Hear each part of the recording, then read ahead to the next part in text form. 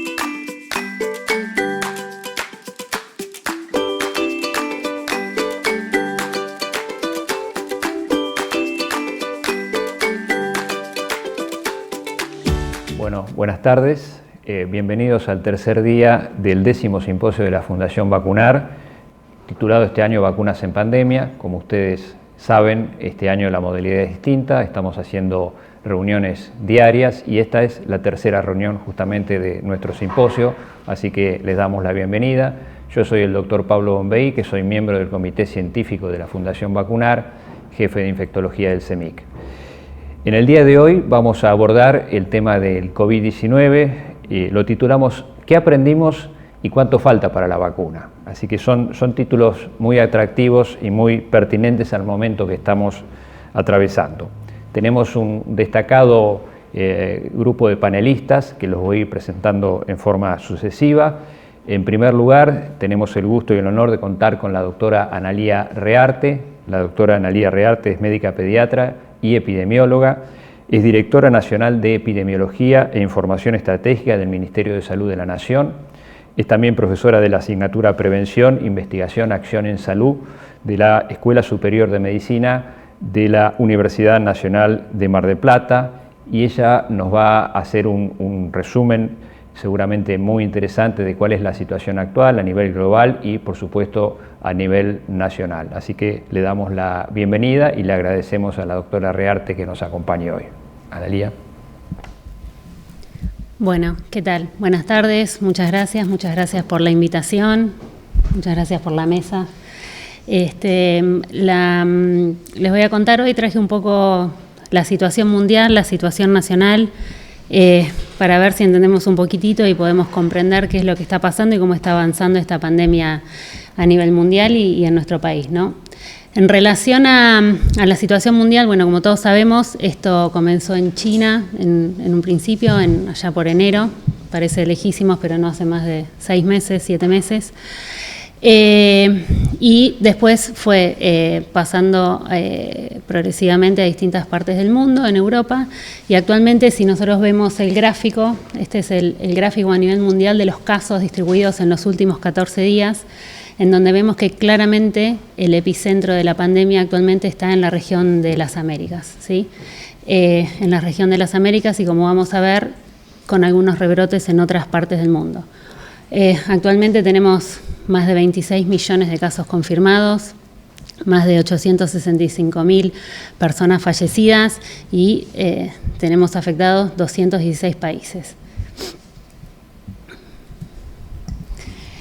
En relación a qué está sucediendo y cómo uno de los principales desafíos es entender un poco qué pasa. En un principio nos preguntábamos si tenía estacionalidad, cómo está evolucionando, si hay inmunidad de rebaño, si tenemos rebrotes. Todo este tipo de cosas estamos aprendiendo con el correr de los meses. Cuando vemos el mapa mundial y lo que está pasando en distintas partes del mundo, si vemos arriba en el cuadro, en donde vemos Asia, Sudasia, la parte sur de Asia, que incluye principalmente la India, como país con mayor cantidad de casos, lo que estamos viendo es que en este momento están en un aumento, en un incremento significativo de casos.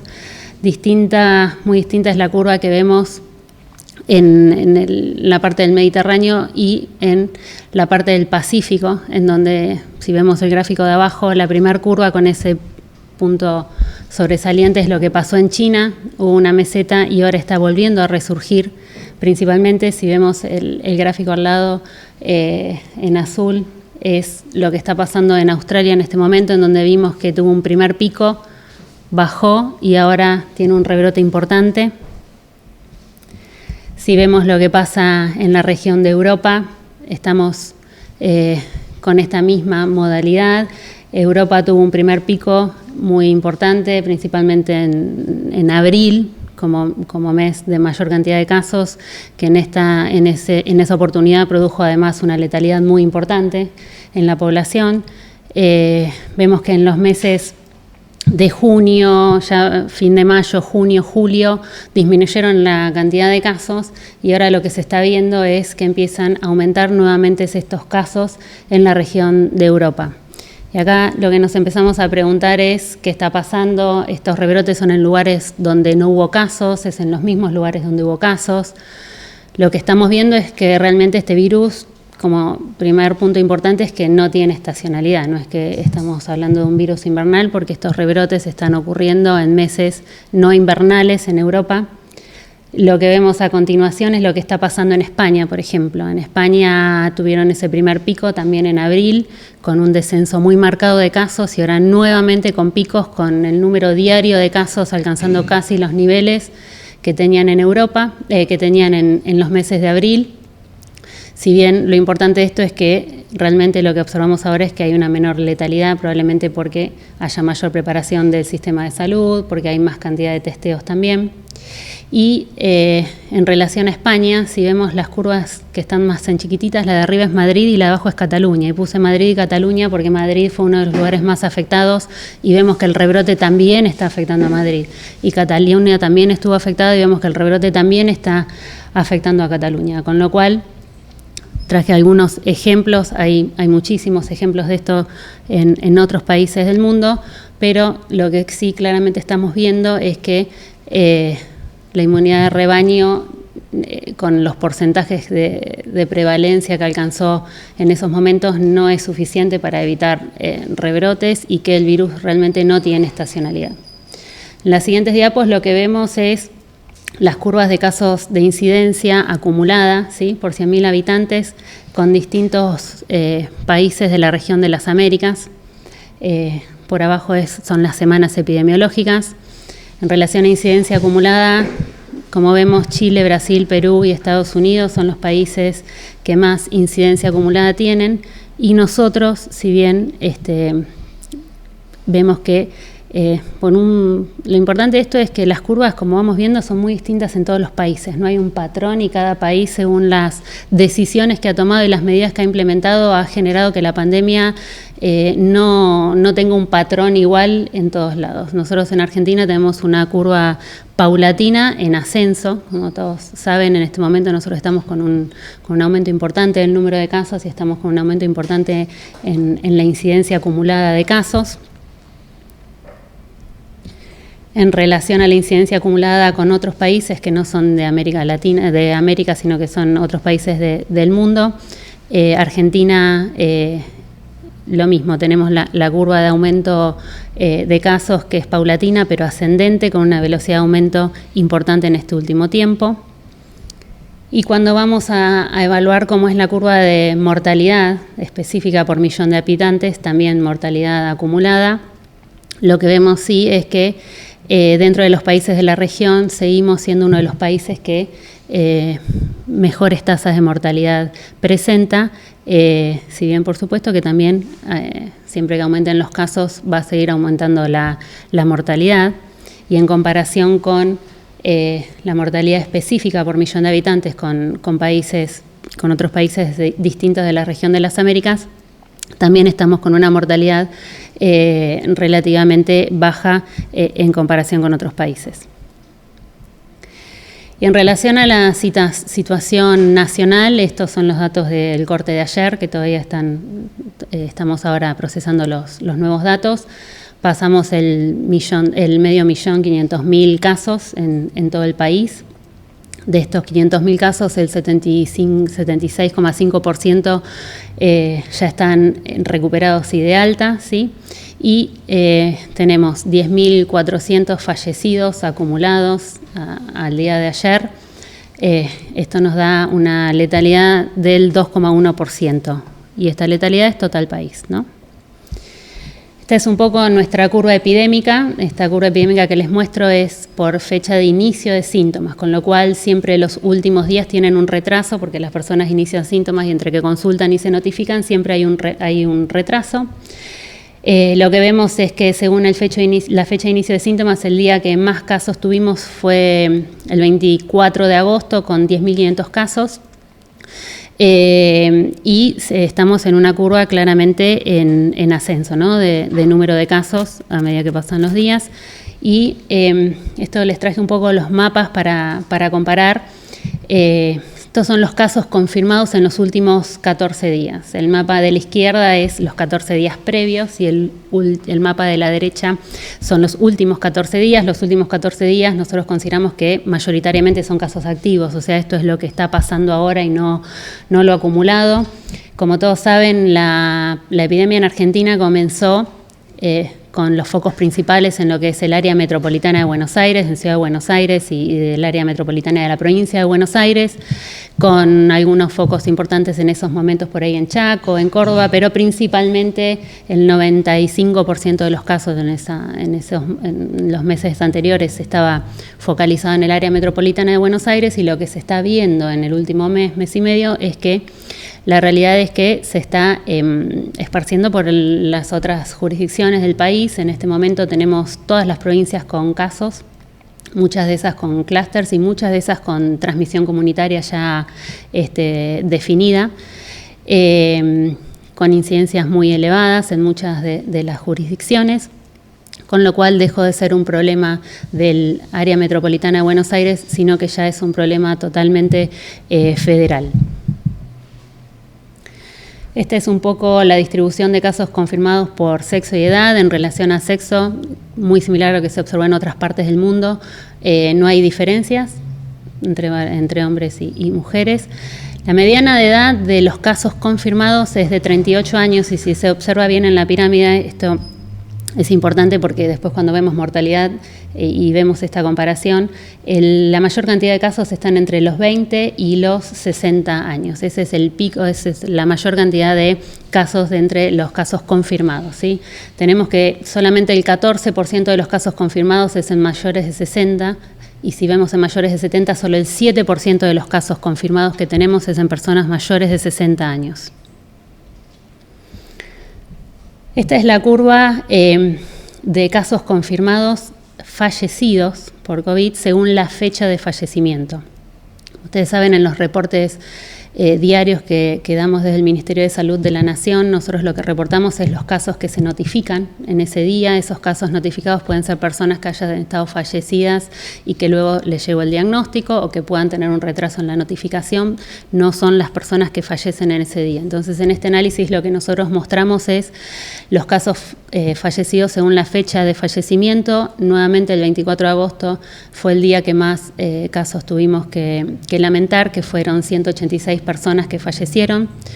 La letalidad, que al principio de la epidemia en nuestro país llegó a ser elevada, casi el 6%, hoy está en un 2, 2,1, 1,9, va variando, pero esos son más o menos la tasa de letalidad que manejamos. Recordamos que tasa de letalidad es el número de fallecidos sobre el total de casos confirmados. Y como importante es que la mediana que transcurre entre que las personas inician síntomas y que fallecen es de 12 días, 11 días, eso se viene manteniendo constante a lo largo de toda la pandemia. Y esto les quería mostrar un poco esto que estábamos hablando de cómo viene sucediendo la epidemia en Argentina. Estas son las curvas acumuladas de lo que está sucediendo en las provincias. Como se puede observar, la línea por ahí azul que se destaca es Chaco, que fue la provincia que empezó con más casos desde el principio de la pandemia. Aclaro que no están ni Ciudad de Buenos Aires ni Cava, porque tienen curvas distintas. Les quería mostrar más que nada el interior del país.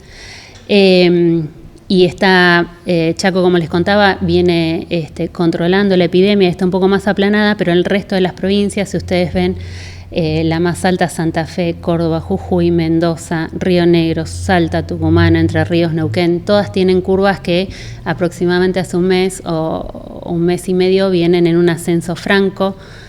Tierra del Fuego, Santa Cruz, La Rioja, Santiago del Estero, Chubut, todas estas provincias están con un aumento de casos exponencial, con lo cual estamos fuertemente trabajando en conjunto con ellos, con visitas de todas las áreas, con apoyo técnico, con apoyo con profesionales, con todas las áreas, con todas las jurisdicciones.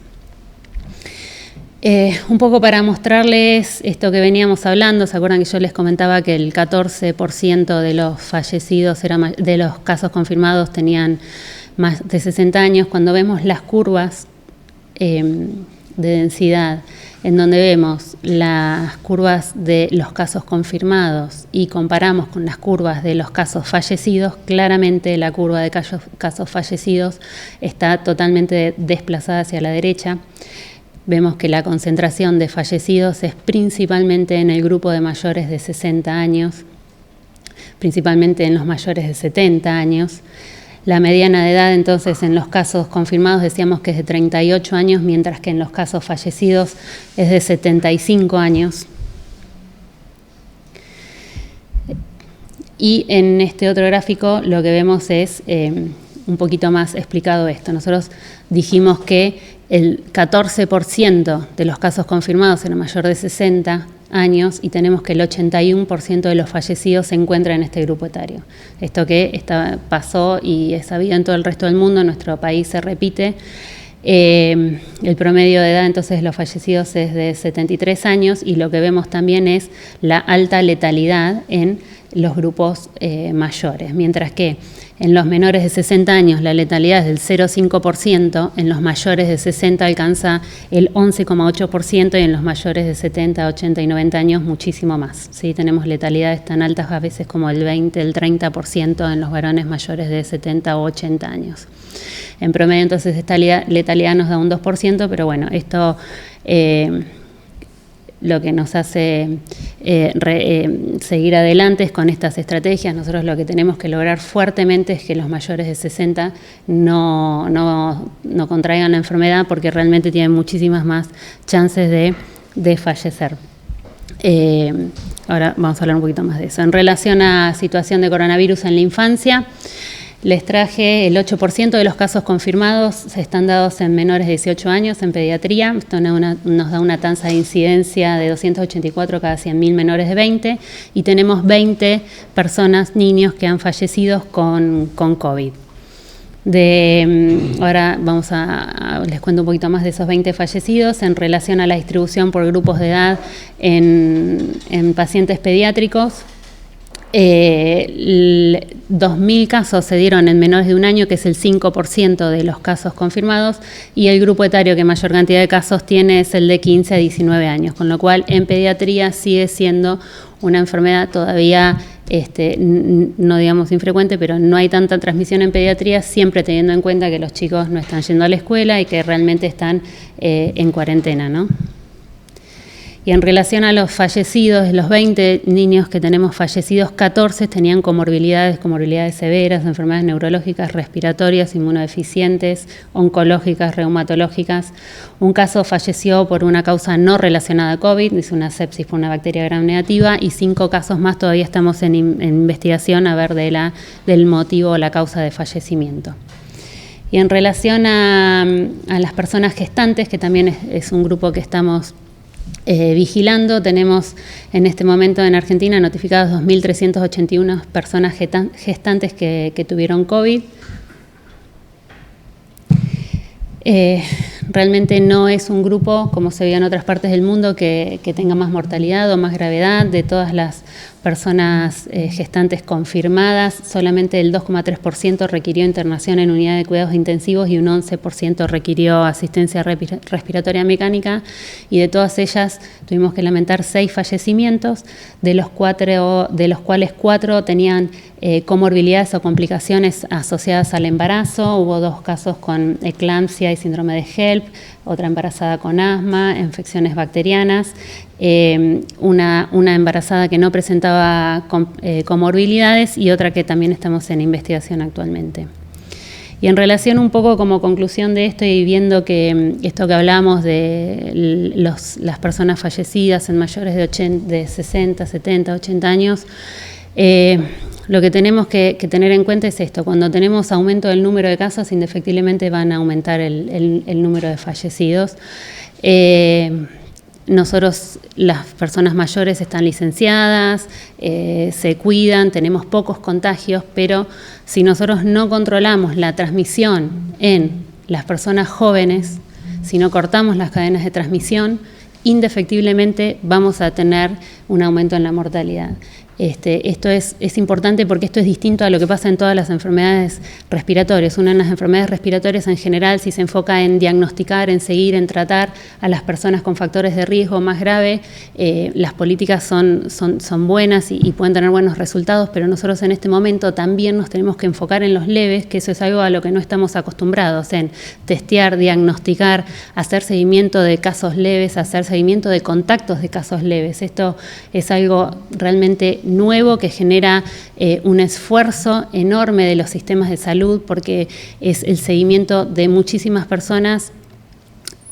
Los sistemas de salud no dan abasto, y por eso es que nosotros realmente estamos trabajando con todas las provincias para incluir dentro de este seguimiento de casos y de contactos a otras áreas del Estado, a asociaciones civiles, a la comunidad en general, asociaciones religiosas que en su conjunto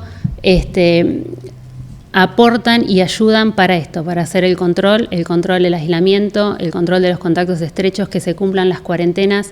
Es la única manera y la herramienta que tenemos hoy por hoy realmente de cortar las cadenas de transmisión.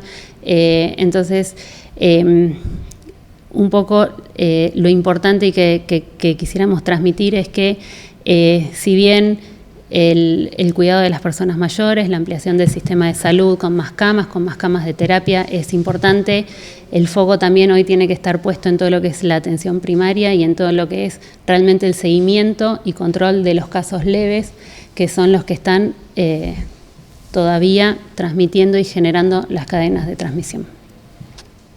Muchas gracias, Analía, por tu excelente presentación. Creo que no lo dije al principio, lo digo ahora, ustedes tienen un foro y la posibilidad de hacer preguntas allí en el foro, así que vayan haciéndolas llegar, que después al final de todas las presentaciones yo les voy a hacer llegar la mayoría de las preguntas que ustedes puedan haber hecho a lo largo de todas las disertaciones. Creo que, como dije recién, lo que nos mostró Analía fue muy ilustrativo de cuál es la situación en el mundo, la situación regional y la situación en la Argentina. Así que vamos hacia el final a poder preguntarle algunas cosas más. Vamos ahora a nuestro segundo disertante. Tenemos el honor de contar con la presencia del doctor Jorge Geffner. El doctor Geffner es investigador superior del CONICET, es profesor titular de Inmunología de la Facultad de Medicina de la Universidad de Buenos Aires y es vicedirector del INVIRS, que es el Instituto de Investigaciones Biomédicas en Retrovirus y SIDA, también de la Facultad de Medicina de la Universidad de Buenos Aires. Él nos va a hablar de fisiopatogenia y de aspectos inmunológicos del COVID. Realmente los aspectos inmunológicos son muy interesantes y es un tema que va cambiando en forma constante, y tiene mucho que ver, por supuesto, con el desarrollo de vacunas. Así que vamos a agradecerle al doctor Geffner que nos pueda ilustrar en este tema y les recuerdo que vayan haciendo las preguntas en el foro para que después hacia el final yo las pueda transmitir al panel. Muchas gracias. Jorge. Bueno, muchas gracias a Fundación Vacunar por la invitación y yo lo que voy a tratar de hacer una exposición corta tratando de ser preciso en algunas cosas que sí conocemos y también tratando de dejar claro que hay muchísimas cosas que no conocemos, tratando de precisarlas. Cuando hablamos como marco y escenario general, la historia natural de la infección, en realidad estamos hablando, como ya mencionó previamente la anterior expositora, de una enfermedad que tiene distintas manifestaciones, en gran parte en distintos grupos etarios. El 90% de los individuos infectados podrán ser asintomáticos o hacer un curso leve o moderado de la infección. Pero un 5 o 10% de los individuos infectados manifestarán un curso severo y entre ellos un 1, 3, 4% podrán tener un síndrome de distrés respiratorio agudo, fascia multiorgánica y compromiso de vida. Entonces, la infección por SARS-CoV-2 que causa una enfermedad que llamamos COVID-19 se manifiesta en distintas personas de modo dramáticamente distinto. Y esta forma tan diferente de manifestar la infección tiene que ver en gran medida, no únicamente con la respuesta inmune, tanto la innata como la adaptativa. Y si yo tomo el grupo de pacientes que realmente le van mal, que realmente cursan un cuadro inflamatorio que incluso puede comprometer su propia vida, lo que vemos es que coincidentemente se dan dos fenómenos. Por un lado, una respuesta exacerbada del sistema inmune innato y por otra parte, un creciente compromiso en la respuesta inmune adaptativa. Quizás no como comorbilidad, pero sí como principal grupo en el cual es más propenso a manifestaciones severas están los individuos mayores de 65 o 70 años. Y esto no es particularmente llamativo, sino que es una característica común con otros procesos. En el gráfico de la derecha lo que podemos ver básicamente es en internaciones por cualquier causa transmisible infectocontagiosa, el grupo de mayores de 65 años por fuera de SARS-CoV-2, por todas las enfermedades infecciosas que ya conocemos, tiene niveles de internación y niveles de mortalidad muy superiores a las personas más jóvenes. En la respuesta inmune siempre nos peleamos los inmunólogos tratando de precisar dos cuestiones. Uno hace a la redundancia y otro a la especialización. Y en realidad, cada vez que comprendemos mejor la respuesta inmune, encontramos que es una respuesta sumamente especializada. Y también lo es en relación a la inmunidad innata antimicrobiana. Y como primera aproximación, lo que podríamos decir es que si yo tomo la inmunidad antiviral desde el punto de vista de la respuesta inmune innata, es lo que figura en el gráfico en la parte derecha. Son las células dendríticas plasmocitoides, las células natural killer y los interferones de tipo 1, particularmente los interferones de tipo 1, los que cumplen un rol esencial. Estos mecanismos propios a la inmunidad innata, este terceto de participantes, median una actividad claramente protectora. Pero hay otras células de la inmunidad innata que participan, pero no participan protegiendo, sino mediando básicamente un efecto nocivo, un efecto deleterio de la mano de su tremenda capacidad inflamógena. Y ahí tenemos tanto a los granulocitos neutrófilos como a los monocitos y los macrófagos que resultan de la diferenciación de los primeros.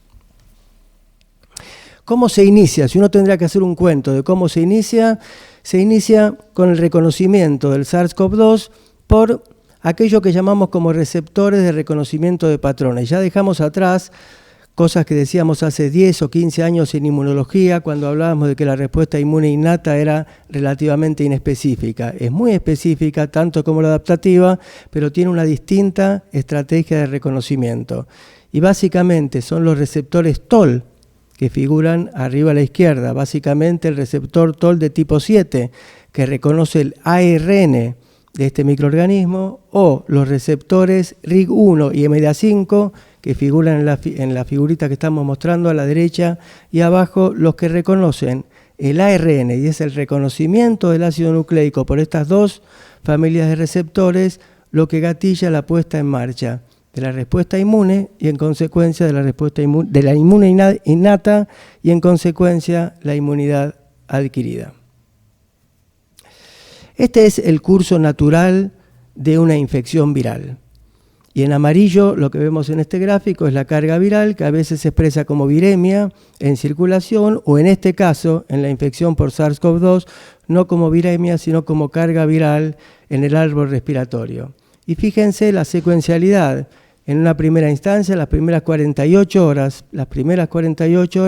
son los interferones de tipo 1, básicamente alfa y beta, los que tienden a controlar la infección, posteriormente las células NK, y los que terminan esterilizando el organismo, es decir, destruyendo al agente infeccioso o las células infectadas, son las células T citotóxicas, CD8 y los anticuerpos producidos por los plasmocitos derivados de linfocitos B.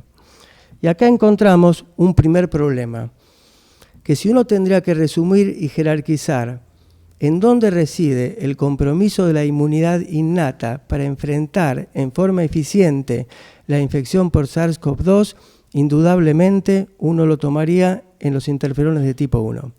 Las infecciones virales gatillan en las primeras 24 o 48 horas altas producciones de interferones de tipo 1, tanto alfa, beta o interferón lambda, que lo conocemos hace muy poquito.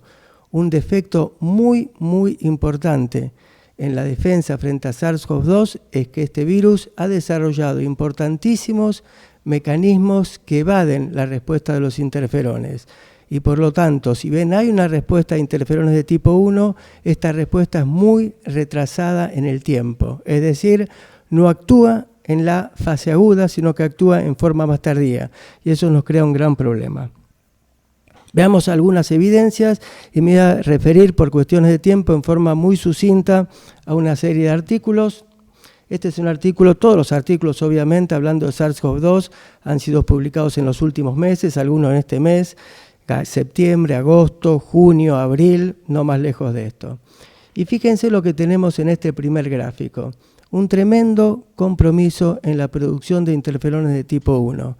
Y ese compromiso es mayor en las distintas barritas para cada figura, cuanto más grave es la infección. Es decir, que hay un correlato muy, muy cerrado y muy, muy estricto. Por ejemplo, en el primero de los gráficos, a la izquierda, en color azul, lo que vemos son los pacientes leves que tienen una respuesta a interferones de tipo 1, medido por un índice que está construido sobre la base de genes estimulados, 6 genes estimulados por interferones, que se miden en sangre periférica, básicamente en leucocitos.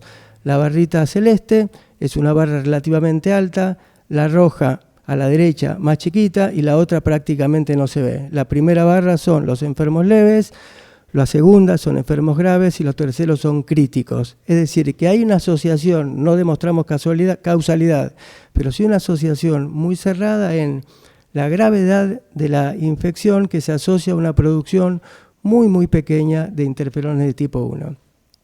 En el primer panelcito de la izquierda lo que vemos son los genes estimulados por interferón y hacia la derecha vemos la producción de interferones de tipo 1, más a la derecha la actividad de los interferones de tipo 1 y en los dos gráficos en la parte superior en verde vemos aquellos pacientes que tienen un curso favorable y a la derecha en barras rojas aquellos que tienen un curso desfavorable. Y en todo vemos lo mismo. Al que le va mal, sí o sí tiene una producción o una actividad sumamente reducida de interferones de tipo 1. Ahora, uno podría decir, bueno, el paciente estaría antiinflamado, es decir, todo lo que son citoquinas inflamatorias estarían comprometidos, y no es así, es lo inverso. Esa bajísima capacidad de producciones de interferones de tipo 1 se correlaciona en forma muy cerrada con un aumento de la producción sistémica de citoquinas inflamatorias. Básicamente lo que mostramos en los primeros dos gráficos son los niveles sistémicos de IL-6 y TNF-alfa medidos en plasma que se incrementan, de acuerdo se incrementa la gravedad de los pacientes. Es decir, que coexisten dos fenómenos, una producción disminuida de interferones de tipo 1 y que se asocia en forma cerrada con manifestaciones inflamatorias de orden sistémico. ¿Por qué es esto?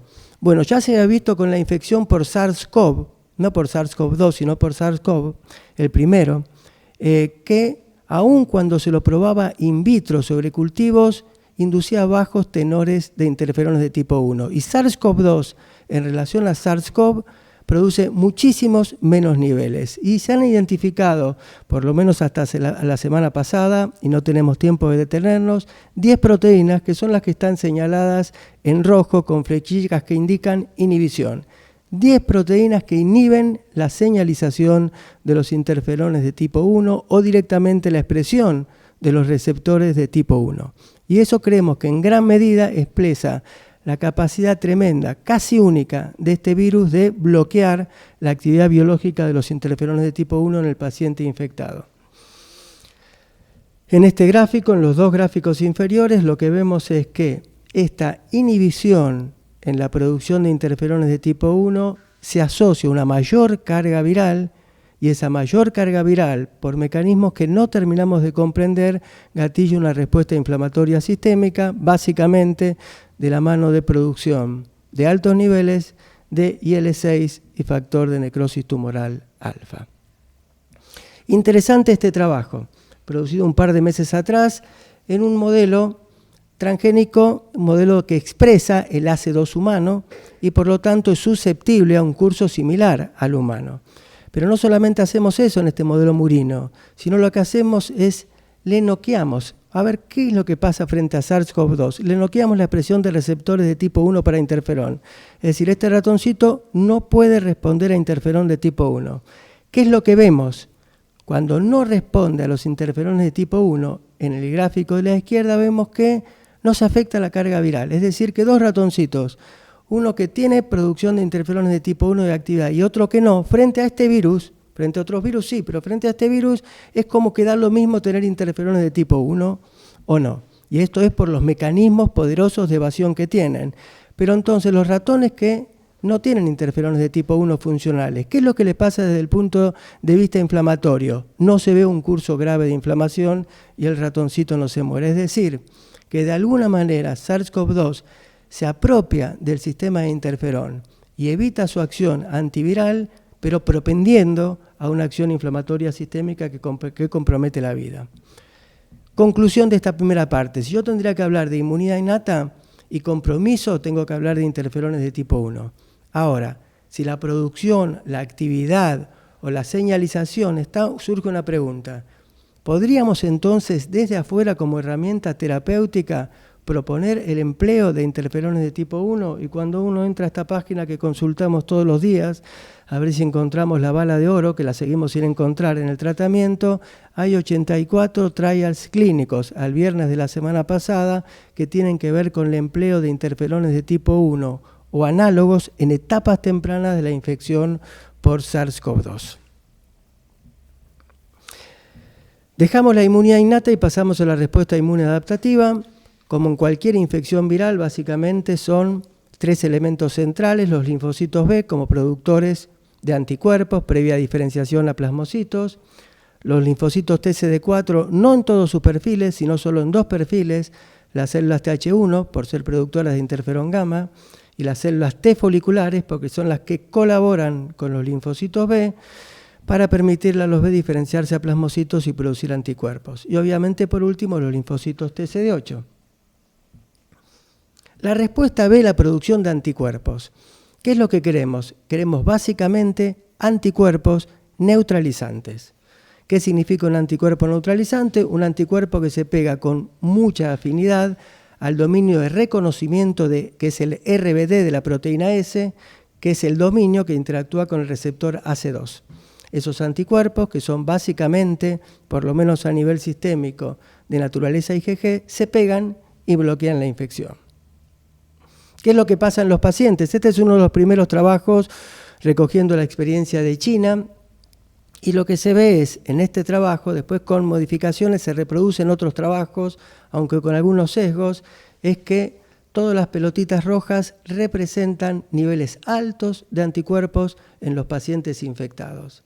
Y una característica particular en el gráfico de abajo es que cuanto mayor es la edad del paciente, no produce menos, es decir, que el paciente de 65 o 70 años no está mostrando un compromiso en la inmunidad humoral. Por el contrario, los mayores niveles de anticuerpos neutralizantes correlacionan con la edad. Los jóvenes producen, pero las personas mayores, que son las que con frecuencia le va bastante mal en esta infección, producen niveles mucho más importantes.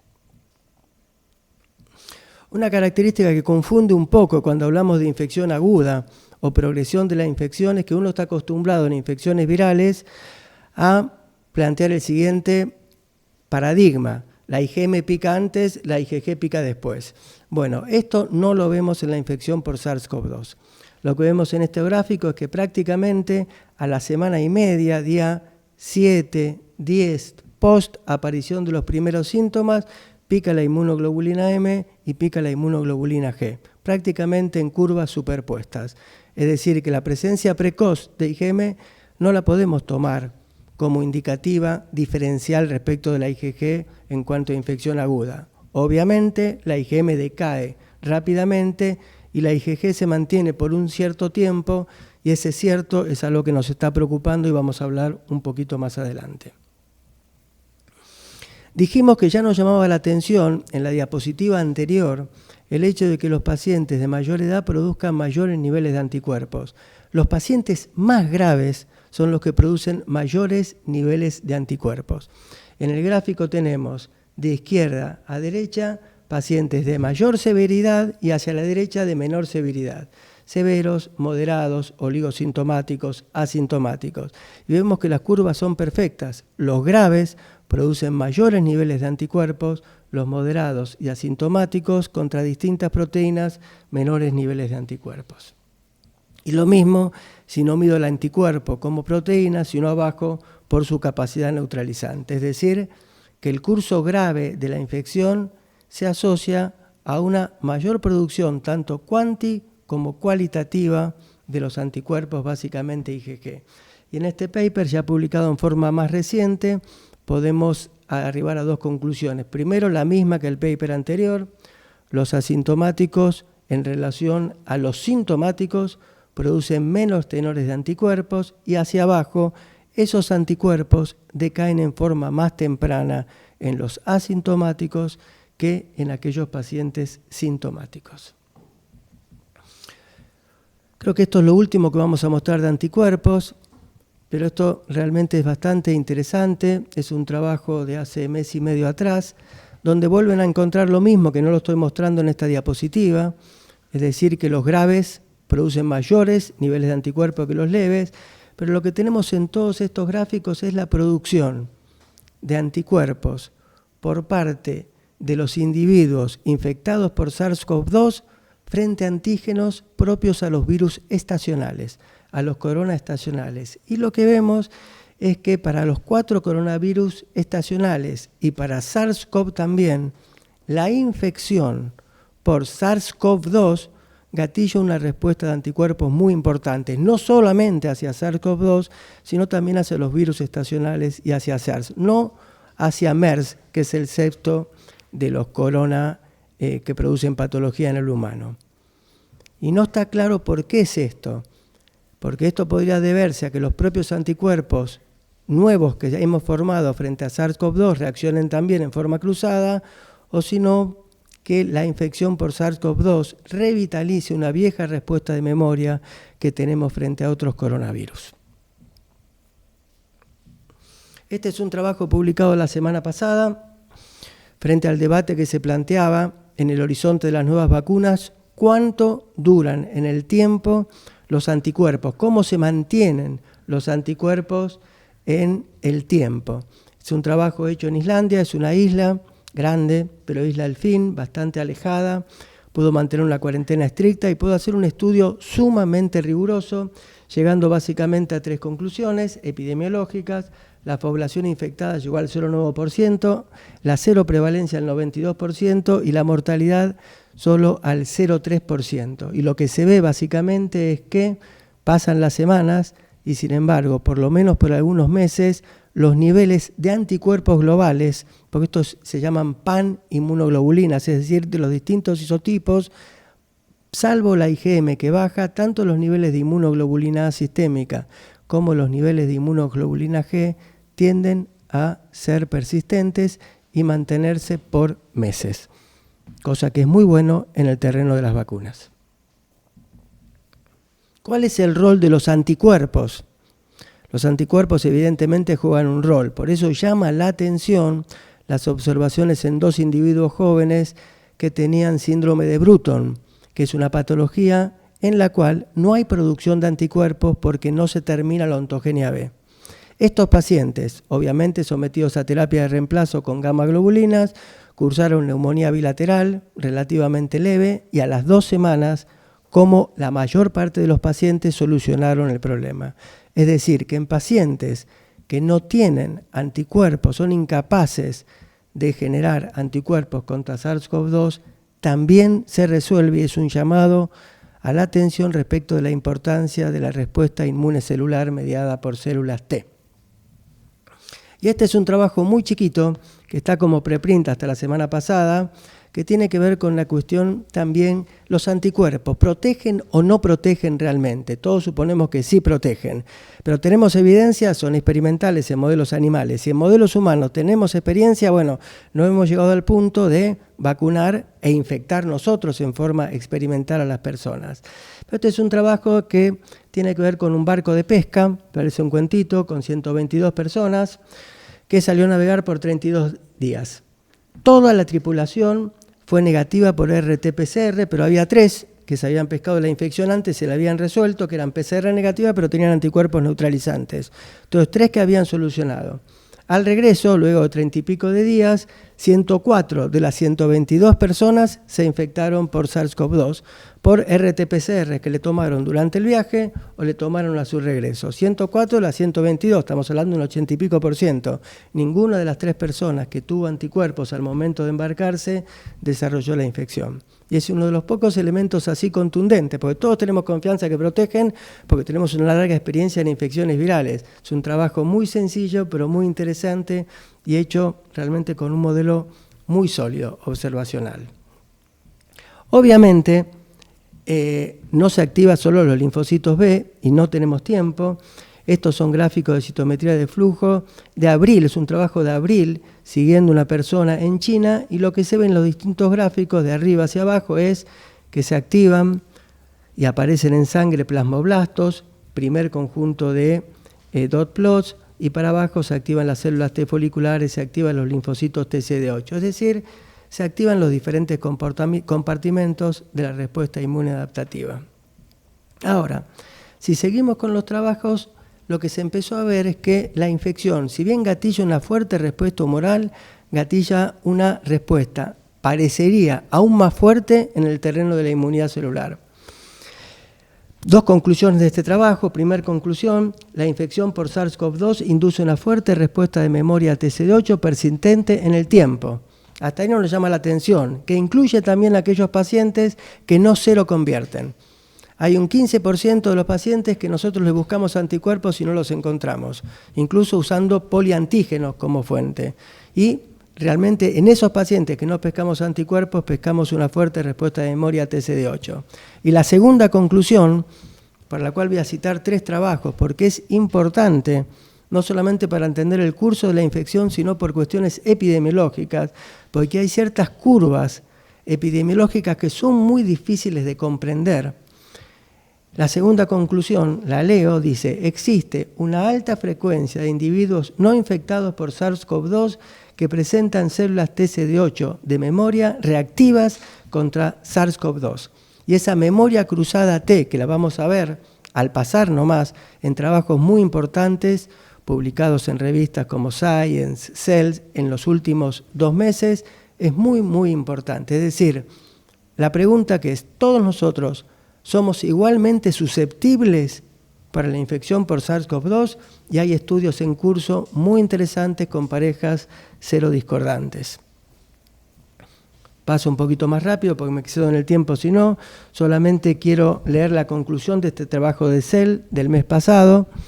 La reactividad de células T contra SARS-CoV-2, epitopes de SARS-CoV-2, es detectada en individuos no previamente expuestos.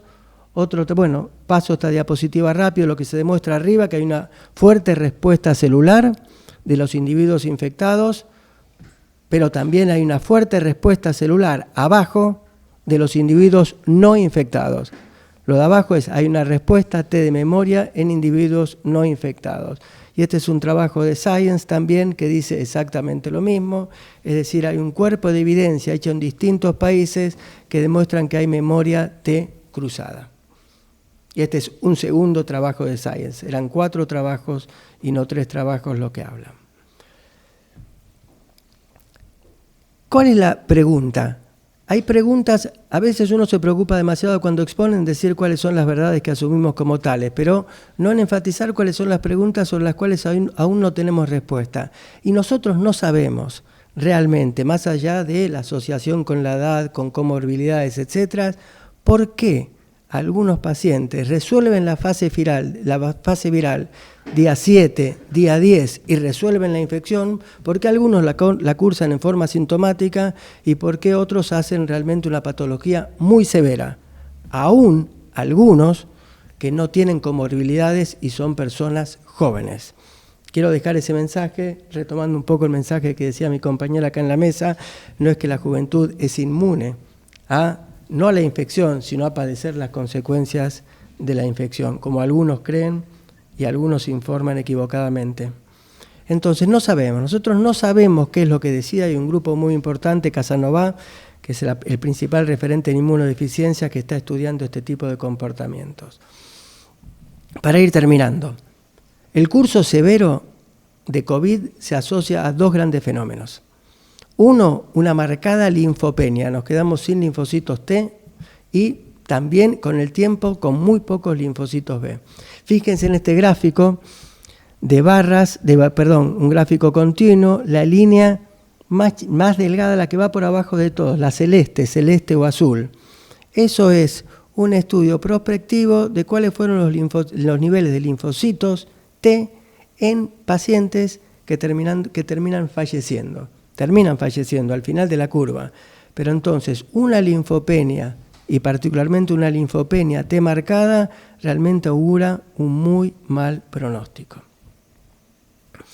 En esta diapositiva vemos lo mismo, vemos pacientes, vemos controles y vemos pacientes que no están en unidad de cuidados intensivos y que están, la tercera de las hileritas, en cuidados intensivos, y vemos que la gente que tiene un curso más grave realmente tiene una linfopenia mucho más exacerbada.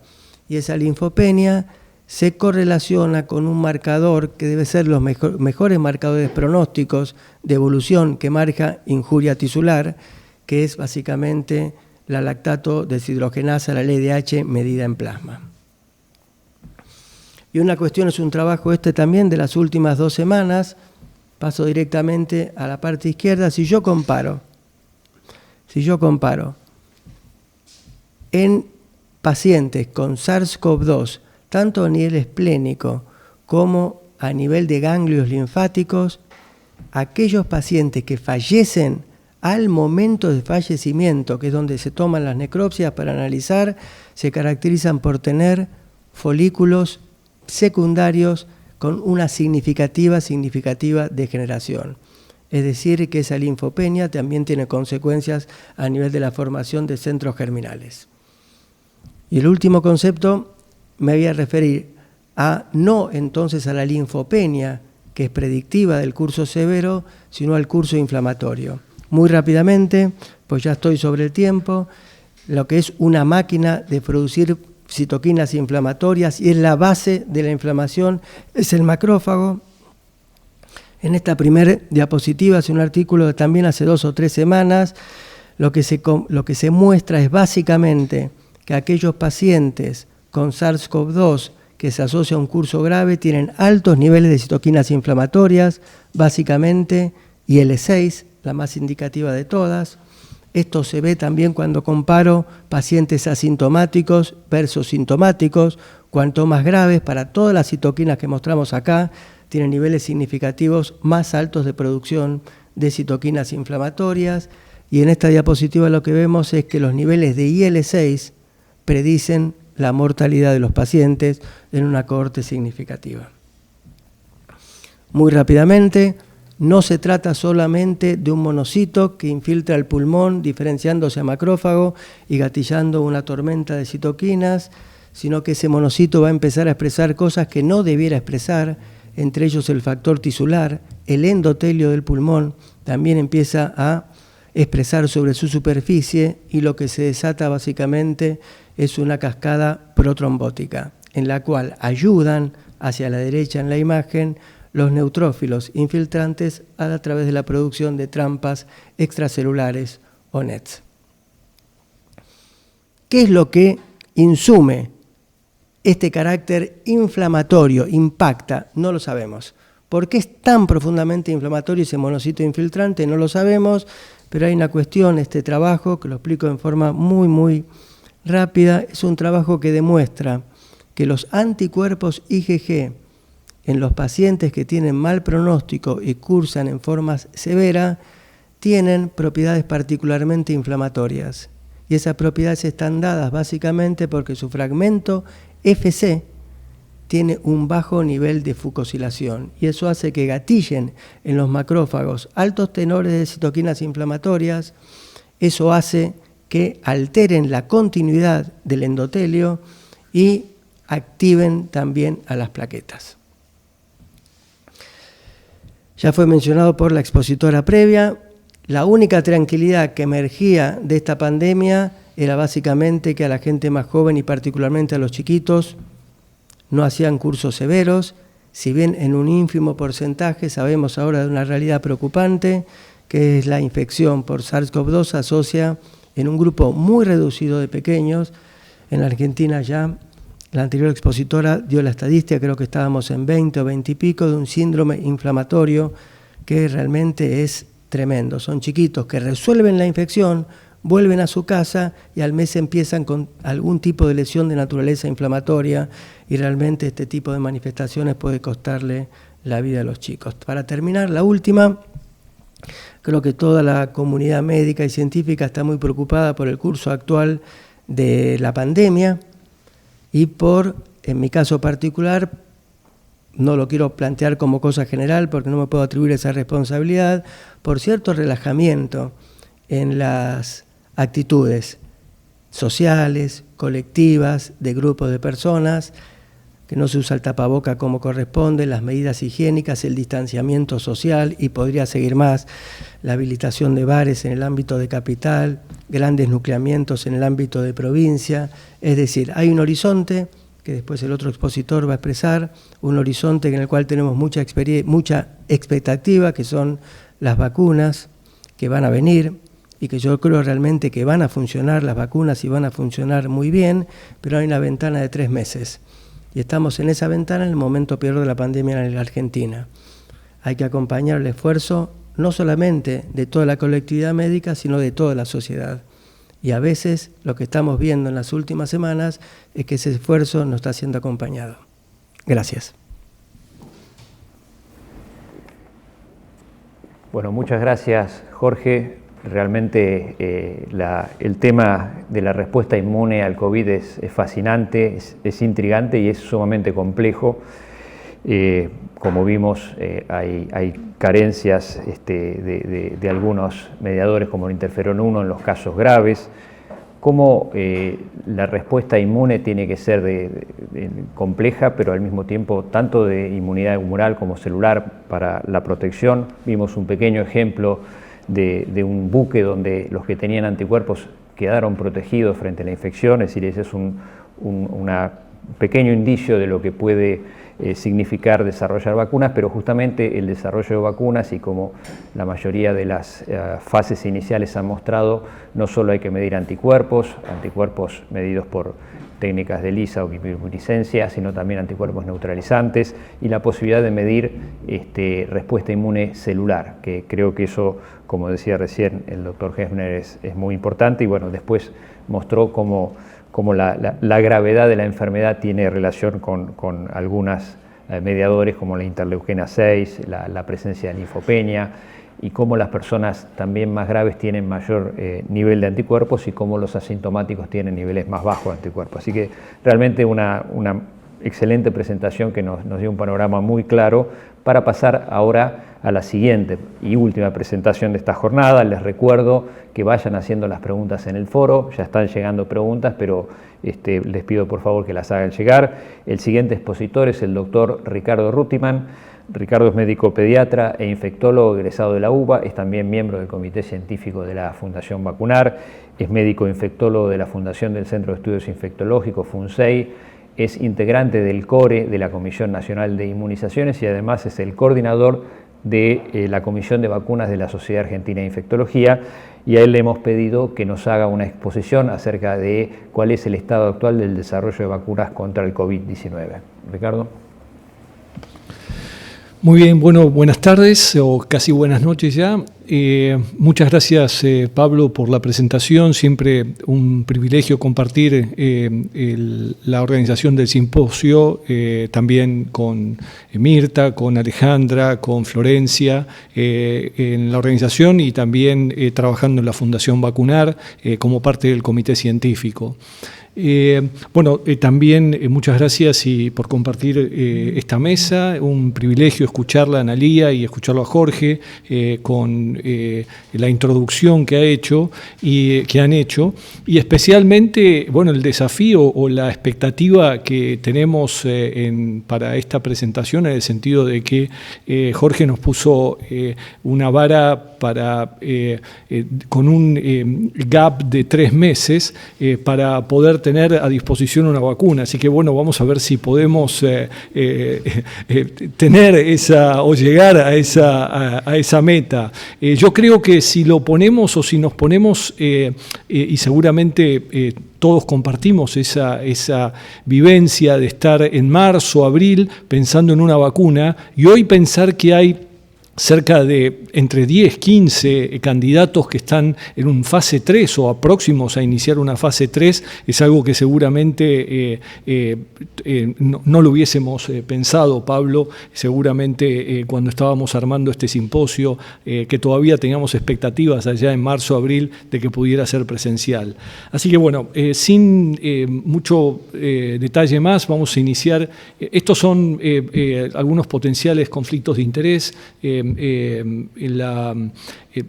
Quiero también detenerme un segundito para hablar del estudio Solidarity 3, que es el estudio que tiene expectativas de iniciar la Organización Mundial de la Salud. Le voy a dedicar, es un estudio que pretende evaluar vacunas comparativas al mismo tiempo, así que le voy a dedicar una última presentación, una última diapositiva a presentar este estudio, que me parece que va a ser muy desafiante y muy interesante. Detalles, y yo muestro simplemente este gráfico o estas fotografías del virus, más específicamente para destacar que todas o casi todas, si tenemos las vacunas que hoy disponemos, el enemigo más importante no es, sin duda, todo el virus, pero el disparador más importante es esta espiga o que es la espícula de la corona. Ahí es donde esta es una glicoproteína y es el blanco antigénico del sistema inmune, ya muy bien comentado por Jorge, es su principal factor de virulencia y tiene una característica que se pliega en dos subunidades, no tan importante por ahí el aspecto de la posfusión, sino más que nada en la prefusión, sobre todo cuando hablamos de las vacunas. Otra proteína que podríamos considerar importante y se está pensando en la posibilidad de incorporarla y eso va a depender también, como vamos a ver en la presentación, que hay algunas vacunas que sí ya la consideran, como por ejemplo las vacunas enteras inactivadas, es la proteína N de la nucleocápside. Entonces, estas dos proteínas, si bien la glicoproteína de la espiga es sin duda la vedette, también no deberíamos olvidarnos tal vez de la proteína N también como un factor de virulencia a considerar en futuras vacunas. Hoy, por el momento, solamente casi todas las vacunas se focalizan en la espiga. Y vamos un poquito más en detalle con la espiga. ¿Y por qué quiero dar un poco más de detalles? Porque una de las líneas de desarrollo importantes que tenemos son las vacunas de ADN y las de ARN mensajero. Y las de ARN mensajero son varios candidatos. También tenemos vacunas recombinantes de subunidades. Y para diferenciar una con otra, tenemos que pensar que casi todas ellas recombinan o codifican esta proteína S, pero algunas codifican una parte. Si ponemos el caso de la vacuna que se está evaluando en Argentina, que es la vacuna de Pfizer, solamente codifica el receptor de unión, o sea, el RBD que mencionaba Jorge, y no tiene codificada o no tiene la posibilidad de codificar el resto de la proteína S.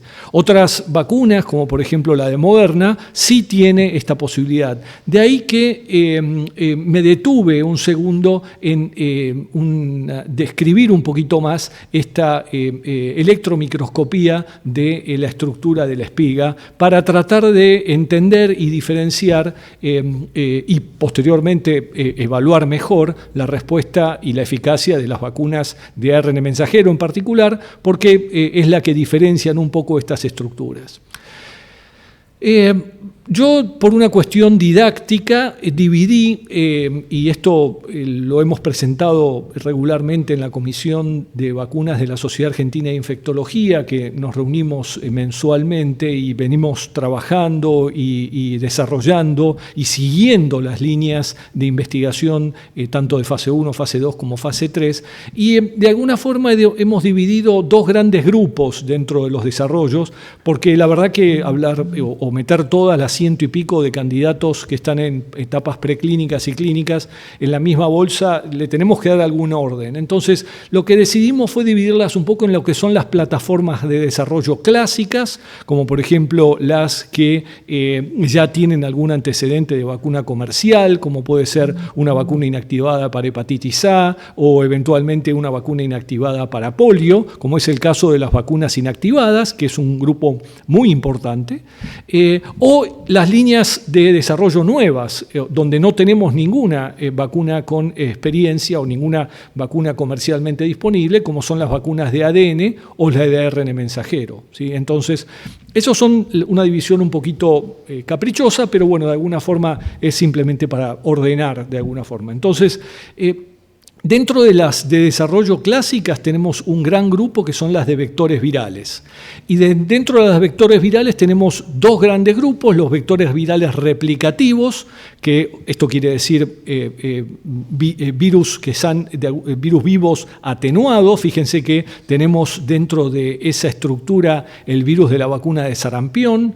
Estas dos vacunas, que es tanto del virus de sarampión como de la estomatitis vesicular, están un poquito retrasadas, están finalizando la etapa fase 1, fase 2, y se tiene expectativa, ambas están en desarrollo por el laboratorio Merck, y tiene expectativa de iniciar la fase 3 para fin de este año. Y aquí tenemos la vedette de un poco que hemos prácticamente ha tenido semanalmente información de actualización, que es la vacuna de vector viral no replicativo. En este caso estamos hablando de un adenovirus, y dentro del adenovirus tenemos dos grupos, adenovirus de chimpancé y adenovirus humano. Esto es una muy importante diferencia porque vamos a ver que la respuesta inmune es muy diferente o bastante diferente entre un grupo y el otro. Recordemos entonces que la de la Universidad de Oxford o el laboratorio AstraZeneca, que recientemente ha detenido el desarrollo de la fase 3 por un evento adverso y que está en evaluación, esta vacuna es entonces un adenovirus de chimpancé y está ya en fase 3 con varios miles de pacientes o de participantes en diferentes partes del mundo, en estudios en diferentes partes del mundo. El otro gran grupo entonces tenemos de los adenovirus humanos. Acá tenemos candidatas que ya están en fase 3, un estudio o una vacuna que va a iniciar la fase 3 del laboratorio Janssen, que utiliza un adenovirus 26, la vacuna de CanSino, que es una vacuna que tiene mucha información publicada, con un adenovirus de tipo 5, y la famosa vacuna Sputnik 5, que es del Instituto Gamaleya de Rusia, donde ellos proponen de alguna forma iniciar el esquema con un adenovirus y realizar la segunda dosis con otro adenovirus, una estrategia muy interesante para tratar de mejorar un poquito la respuesta inmune que tiene las vacunas de adenovirus no replicativos. Tenemos otro gran grupo de las vacunas de subunidades recombinantes. Acá es muy clásico, tenemos un montón de ejemplos de vacunas recombinantes de subunidades en experiencias de vacunas comerciales, vacunas de hepatitis B, vacunas de HPV. Y acá recordemos que cada una de estas proteínas requiere en general de un adyuvante. Entonces, cada una de estas proteínas que codifican a la proteína S utiliza un adyuvante, y tenemos el caso, por ejemplo, de la vacuna de Clover, que utiliza el AS03, que es un adyuvante que conocemos de la época de la pandemia, en la vacuna Pandenrix del laboratorio GSK. Tenemos también una vacuna de Novavax que utiliza un adyuvante que se llama Matrix, un adyuvante muy conocido para nosotros que es el MF59, que se ha utilizado también para vacunas pandémicas en Argentina, como por ejemplo el caso de la vacuna H1N1 en el año 2010. Así que adyuvantes con los cuales ya tenemos experiencias clínicas y también entonces, y muy parecido a lo que decíamos con las vacunas de ARN mensajero, también tenemos vacunas que codifican exclusivamente el receptor de unión, ¿sí? O sea, el RBD. Entonces, de ahí entonces la importancia de diferenciar las diferentes estructuras dentro de la proteína de la espiga. Otro gran grupo clásico con estos candidatos, yo les diría que son sobre todo las vacunas de virus inactivados. Aquí los productores son laboratorios chinos y la India. Esto va a ser probablemente que el acceso de estas vacunas sea un acceso relativamente económico, barato, y sin duda es un grupo que tenemos que estar muy atentos porque ya están en fase 3. Uno de los estudios que es el grupo de la vacuna de Sinopharm, tenemos la oportunidad de hacerlo con la Fundación Huésped en la Fundación Vacunar, así que vamos a participar de este desarrollo clínico de fase 3 y yo creo que son candidatos que muy parecido a cómo se desarrollaron las vacunas de hepatitis A, por ejemplo, es una cultivo en células Vero que se asocia a hidróxido de aluminio.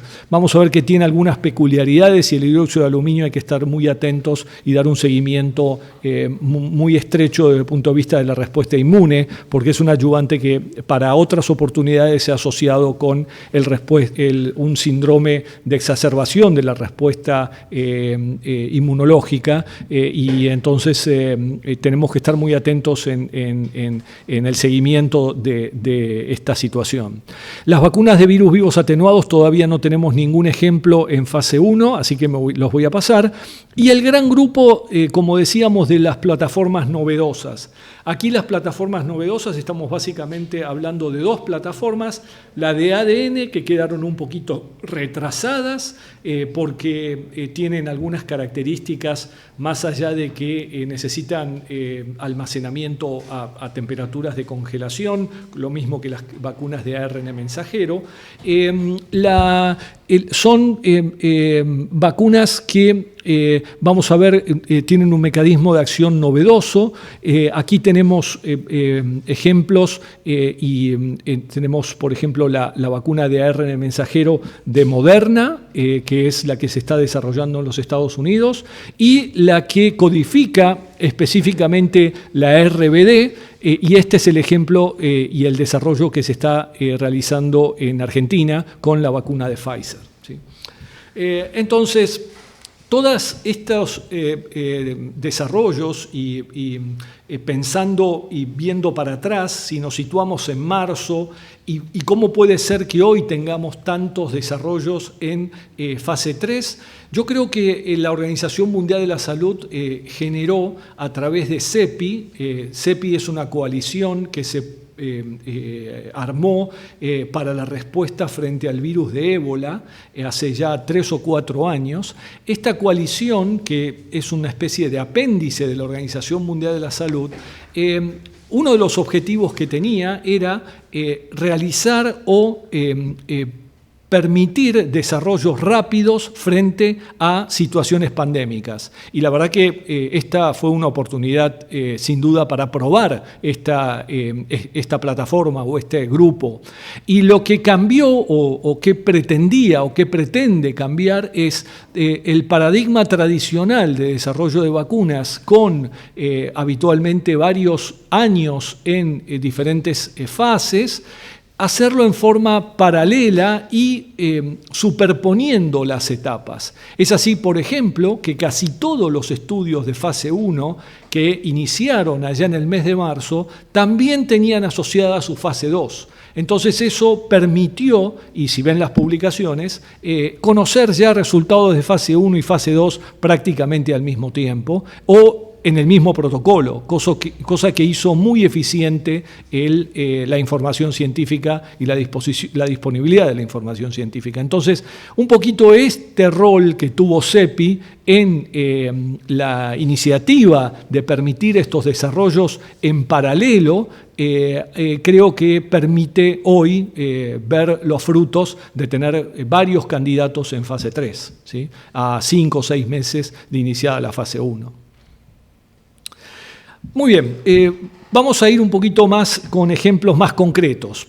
Este es el estudio, es una de las vacunas más estudiadas, es la vacuna, la que llamamos comúnmente ChAdOx.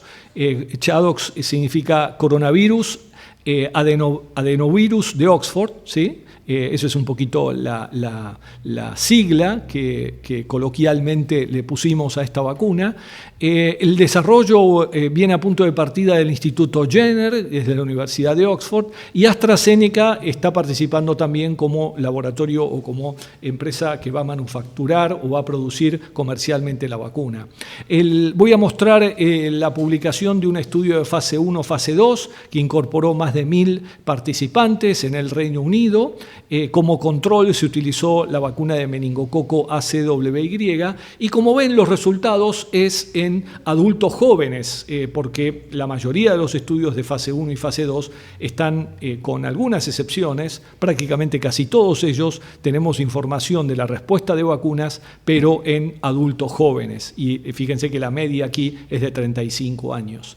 En este estudio se evaluó mayoritariamente una dosis y muy pocos de ellos recibieron una segunda dosis. Y fíjense que la dosis que se utilizó es una dosis relativamente alta.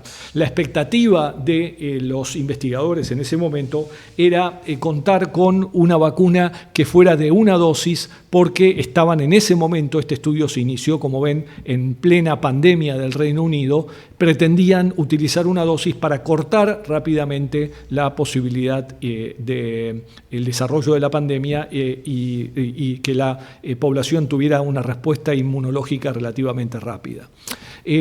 Probablemente esa estrategia hoy vaya a cambiar, porque hoy se redujo un poquito la dosis y se está utilizando en algunos estudios de fase 3 un intervalo de 2 dosis, un intervalo de 3 semanas para 2 dosis. Ejemplos de qué vemos respecto de la respuesta inmune en las vacunas y qué es lo que tenemos que comparar. Jorge nos mostró la importancia que tiene la respuesta de anticuerpos. Esta respuesta de anticuerpos la tenemos o la medimos a través del ELISA. Son anticuerpos de tipo IgG y en general, como todavía no sabemos cuál es el nivel de protección el nivel de anticuerpos de protección, no tenemos un título de 10 unidades ELISA para hepatitis B, por ejemplo, y que nos da protección, no sabemos cuál es ese nivel en el SARS o en el COVID, entonces lo comparamos con suero de convalecientes. Entonces fíjense que la respuesta de la primera dosis, esta es respuesta de primera dosis, ¿sí? Es bastante similar, esto es una escala logarítmica, y vemos que es relativamente similar a pacientes convalecientes sintomáticos. Muy importante también el concepto que nos transmitió Jorge, la diferencia de pacientes sintomáticos y asintomáticos en el nivel de anticuerpos. Y como ven, la segunda dosis, que es este grupito que está acá, que fueron solamente 10 pacientes, tiene una respuesta de aumento de anticuerpos. No es una respuesta logarítmica, pero sí ejerce un beneficio recibir esta segunda dosis. Entonces, de ahí que la estrategia final fue de utilizar, dada la reactogenicidad que planteaba tener una sola dosis, redujeron un poquito ese priming, digamos, con la primera dosis y la dividieron en 2 dosis. ¿Sí? Otra de las respuestas que vamos a ver para medir protección no solamente evalúa las IgG, sino también evalúan títulos de neutralización. De nuevo, muy importante los que nos mostró, y por eso aprendimos mucho con lo que nos enseñó Jorge recién. La respuesta de neutralización es más compleja, no tenemos un ELISA tan claro. Casi todas estas metodologías de neutralización hay que evaluarlas cada laboratorio en particular, porque son técnicas de in-house, o sea, desarrolladas por el propio productor. Fíjense que acá tenemos ellos en este estudio, y los invito a revisar la publicación, tenemos metodologías hechas con 3 formas diferentes para tratar de ser transparentes en la respuesta, ¿sí? Y finalmente, el otro aspecto que tenemos que evaluar, y de nuevo, yo creo que es muy importante lo que escuchamos antes, la respuesta a células T. Y acá estamos midiendo interferón gamma, ¿sí? Contra los péptidos de la espiga. Entonces, mi mensaje es que cuando analicemos los estudios de vacunas, tenemos hoy 6 o 7 publicaciones, New England, Lancet, básicamente en esas 2 revistas. Vamos a ver a la vacuna Chadox, vamos a ver a la vacuna de Moderna en el New England, vamos a ver también la respuesta de CanSino, de la vacuna de CanSino. Analicemos cada uno de estos aspectos desde el punto de vista para tratar de comparar una con otra, ¿sí? Entonces, ¿cuáles serían las conclusiones de los vectores de adenovirus no replicativos? La reactogenicidad fue similar a otras vacunas.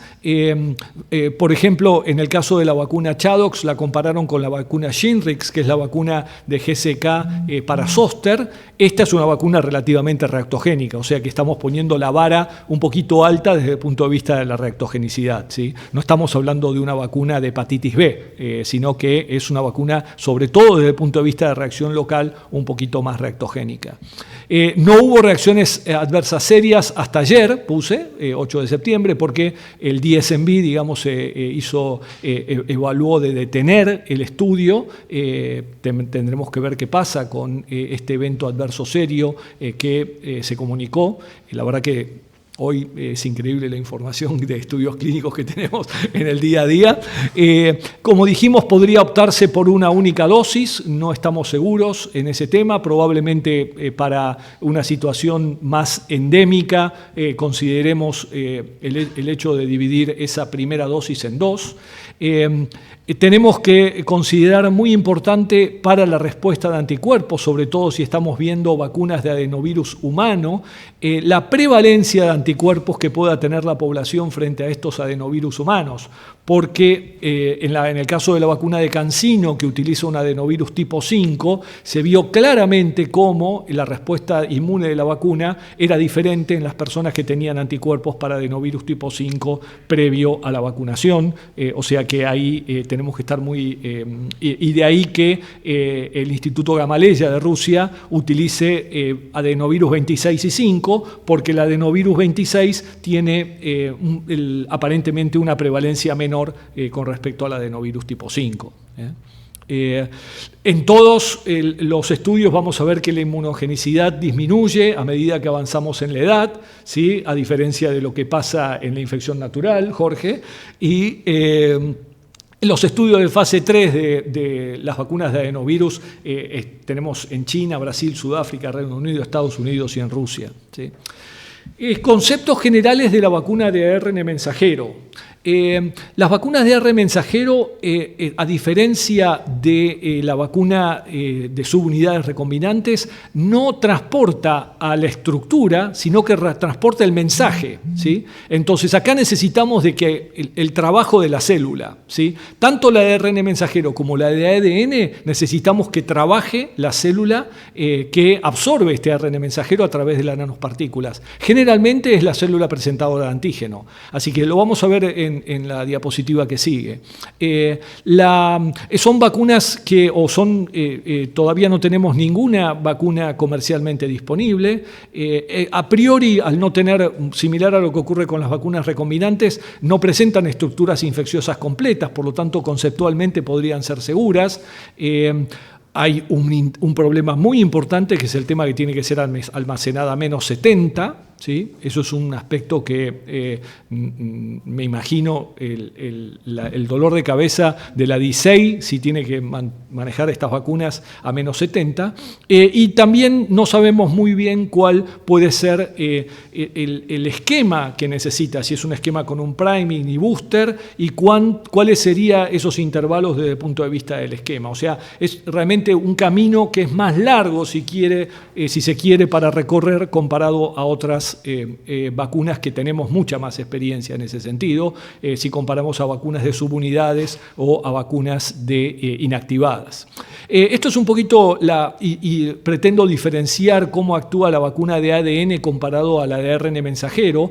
Creo que es una diferencia muy importante el hecho de que las vacunas de ADN, si bien se absorben a través de liposomas también, en las vacunas de ADN involucramos al núcleo, o sea, la partícula de ARN mensajero necesita incorporarse al núcleo de la célula y recién a partir de allí es donde se distribuye al sistema retículo endotelial. En el caso del ARN mensajero, directamente el ARN es absorbido por el sistema retículo endotelial y allí es donde fabrica el antígeno, y este antígeno es presentado en la superficie de la célula presentadora de antígeno. ¿Sí? Como ven, y una vez que este antígeno, que es la proteína S, está expuesta en la célula dendrítica, dispara todo el mecanismo de respuesta y la cascada inmunológica. ¿Sí? Entonces, creo que esta diferencia entre ADN y ARN mensajero hace de que las de ARN mensajero hayan acelerado más el desarrollo.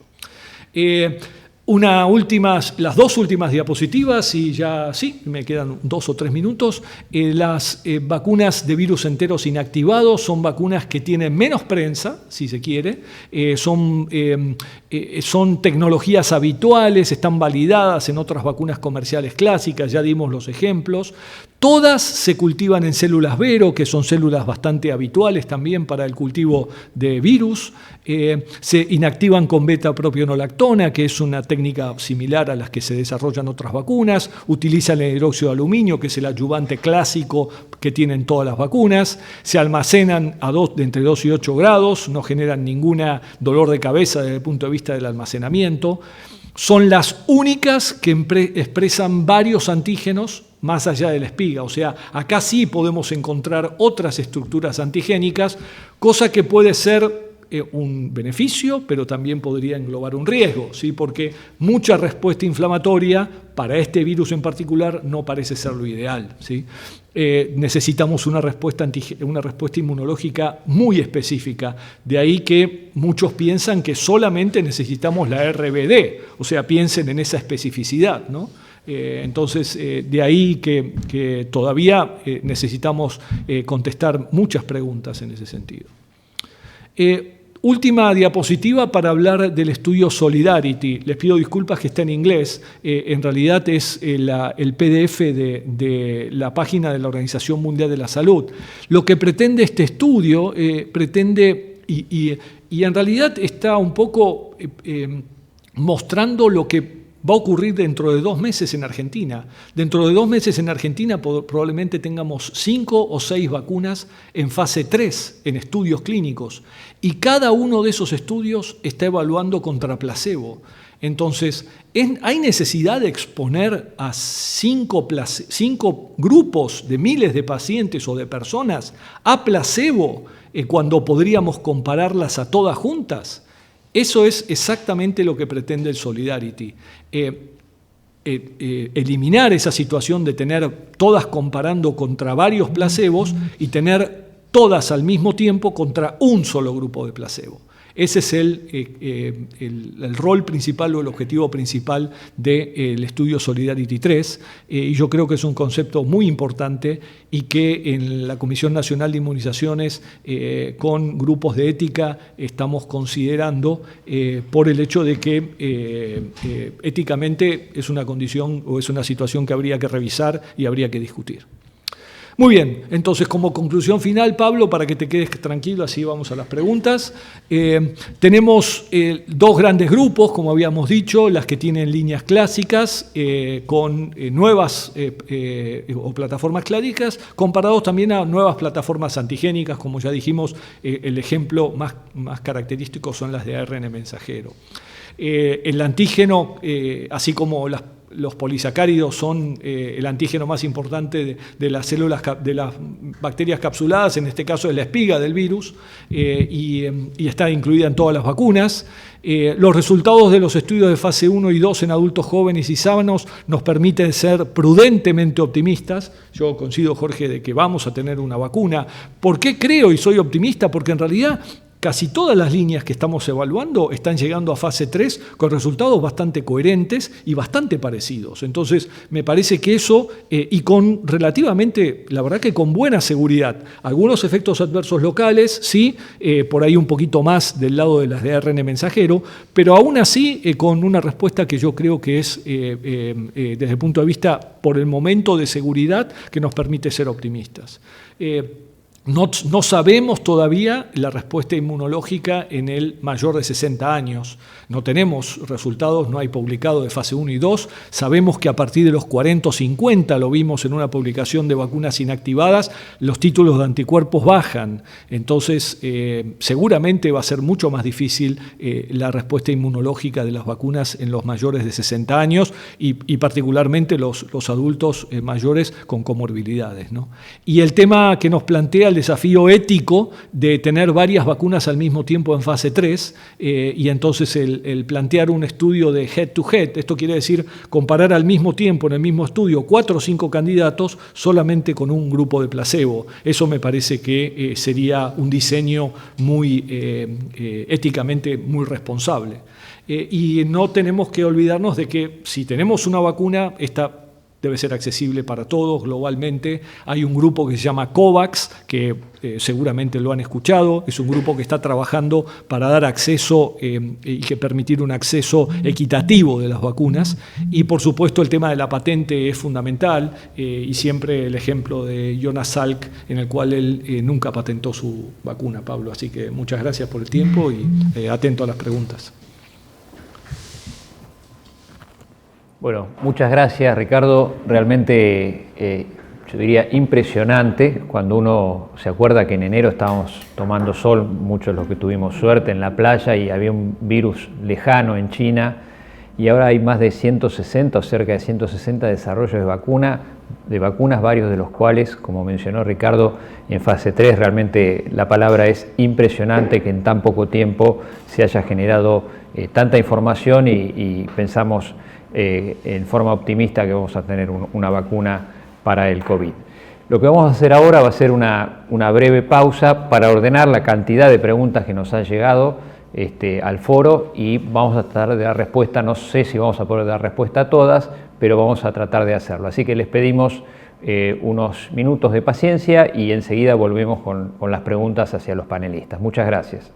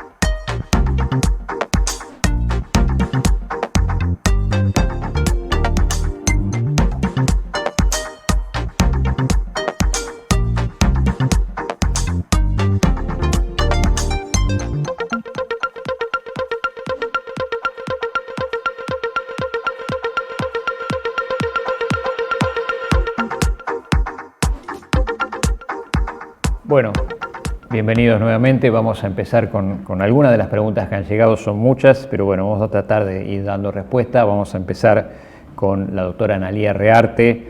Acá hay un caso cotidiano, es una persona que trabaja en el ámbito de salud, trasladó a un paciente la semana pasada, el día jueves para ser exactamente, para ser preciso, y ese paciente lamentablemente después falleció. El traslado fue con todos los equipos de protección personal, de acuerdo a lo que describe. Y la pregunta es ¿hasta cuándo pueden aparecer los síntomas de la enfermedad en esta persona? Si es que hubo alguna brecha en los equipos de protección, Analía. Bueno, en relación a los equipos de protección personal y personal de salud, que es uno de los grupos más afectados que tenemos, si uno usa correctamente el EPP, pero no solo si lo usa, sino si se lo retira también adecuadamente el EPP, nosotros consideramos que no hay riesgo de transmisión. Independientemente de eso, el periodo de incubación es de entre 1 y 14 días.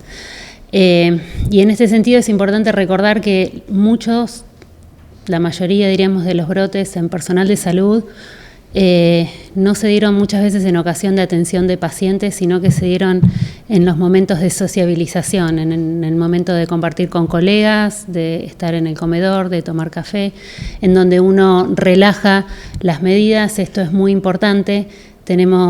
Es difícil, el personal de salud está trabajando muchísimas horas, sabemos que hay agotamiento, ese agotamiento lleva a cometer errores, entonces es muy importante desde las instituciones de salud favorecer que todos estos lugares estén adecuados para que no estemos en contacto estrecho con nuestros colegas, intentar respetar al máximo el distanciamiento, el no compartir café, el no compartir mate, porque son momentos que nos relajamos y ahí es donde muchas veces se produce la transmisión de la enfermedad, lo mismo que cuando estamos cansados y agotados en el retiro de los equipos de protección personal. Por eso es importante muchas veces el control de otra persona, para ver que hagamos todo con la metodología correcta.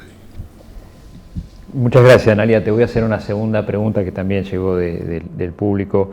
Es con referencia a las personas con factores de riesgo, que sabemos que desde hace bastante tiempo fue una de las primeras recomendaciones que esas personas se aíslen para protegerlas, porque como vos mostraste, la tasa de complicaciones y de mortalidad es más alta.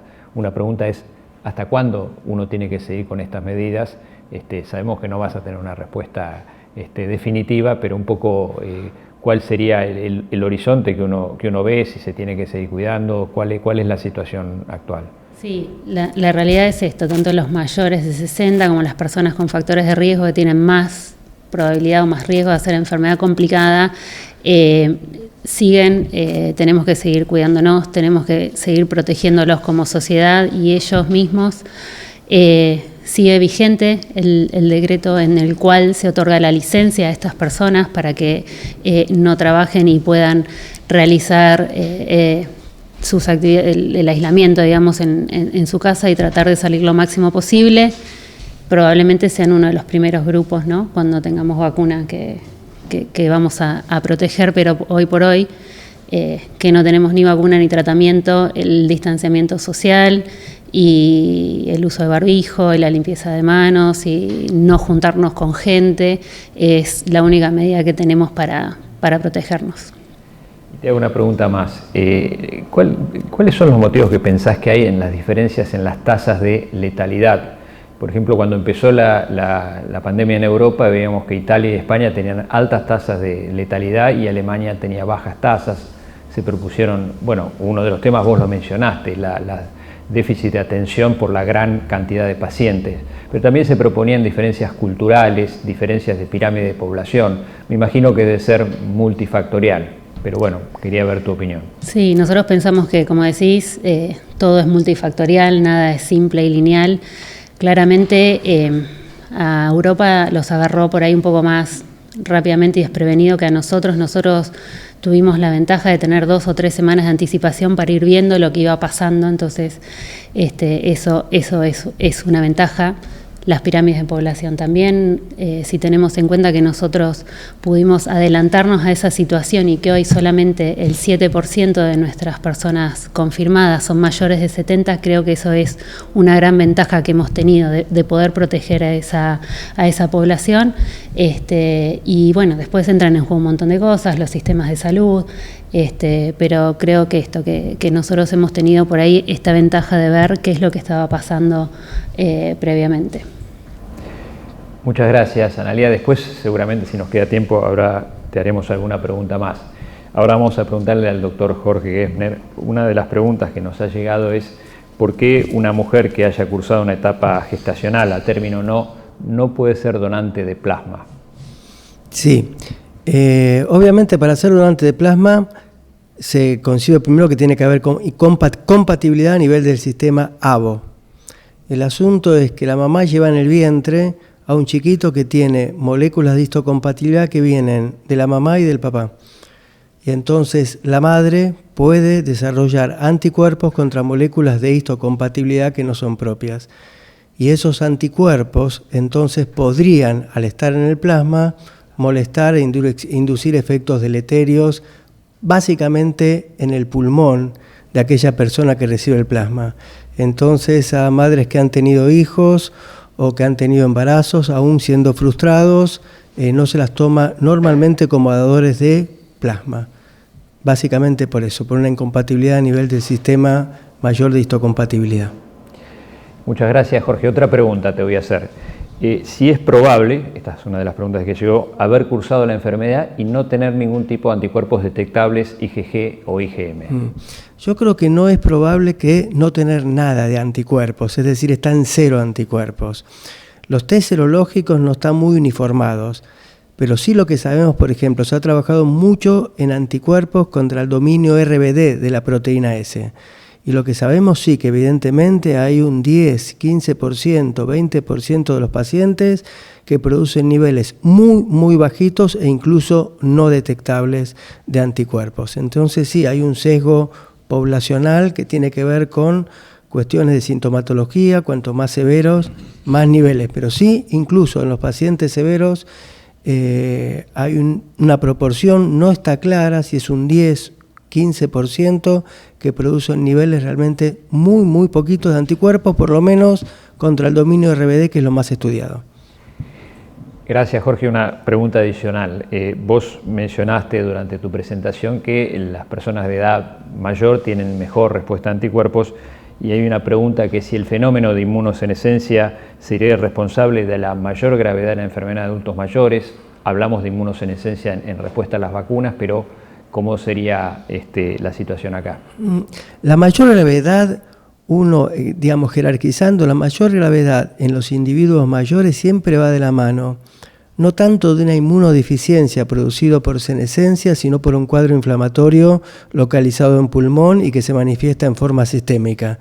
Y ese cuadro inflamatorio tiene que ver básicamente con una célula que es protagónica, que es el monocito que infiltra el pulmón y se diferencia en un macrófago inflamatorio. Entonces, básicamente el fenómeno inflamatorio es lo que manda en cuanto a la severidad. Y el hecho de que las personas mayores tengan un curso más grave tiene que ver que si yo comparo a un chico de 20 años y una persona de 60 o 70 años, la persona de 60 o 70 años, en ausencia de patología infecciosa, tiene una condición inflamatoria basal más alta. Sabemos hoy por hoy que el envejecimiento, así como la obesidad, que es una patología que se asocia también a cursos severos, se asocian a cursos inflamatorios. Y el envejecimiento, aún en condiciones normales, también. Muchas gracias, Jorge. Hay muchas preguntas de vacunas. Le voy a hacer a Ricardo una que está repetida. Si cuando esté disponible la vacuna, va a ser una vacuna de calendario, va a ser gratuita y obligatoria siendo de calendario. Si uno no tiene un número de vacunas para distribuir suficiente para toda la población, ¿cuáles son las poblaciones que se van a priorizar y con qué criterios se van a priorizar esas poblaciones? Ricardo. Sí, es una pregunta que discutimos y claramente se discute y ya hemos visto varias posiciones al respecto y ya algunas respuestas también, ¿no? Bueno, la primera pregunta es si esto va a ser una vacuna de calendario. Bueno, las vacunas seguramente van a estar en el ámbito de la salud pública y van a ser manejados por, no me cabe ninguna duda, y seguramente van a ser obligatorias y gratuitas, digamos, como son en general las vacunas de nuestro calendario. Allí el tema de obligatoriedad bueno, va a depender también de la disponibilidad. Se están planteando ya, sobre todo porque seguro no va a haber vacunas para toda la población, sino que se van a jerarquizar grupos, y esos grupos ya se están planteando, ya hemos visto alguna información al respecto y es de dominio público. Los primeros que van a necesitar la vacuna van a ser los trabajadores de la salud y seguramente también las personas mayores de 60 años y 65 años y especialmente las personas con comorbilidades. Entonces allí estamos ya hablando de un grupo que se va, sin ninguna duda, van a ser prioritarios. ¿Sí? Muchas gracias, Ricardo. Otra pregunta en relación a las vacunas. Vos lo expresaste cuando hablaste del Solidarity. Mencionaste en sí que era el estudio, pero la pregunta es ¿cómo se puede compatibilizar los requerimientos de los distintos productores de vacunas para llevar adelante un estudio unificado? Entiendo que esto va dirigido al Solidarity. ¿Cómo se puede compatibilizar, evidentemente, distintos intereses que puede haber para hacer un estudio unificado con un grupo control, como vos mencionabas?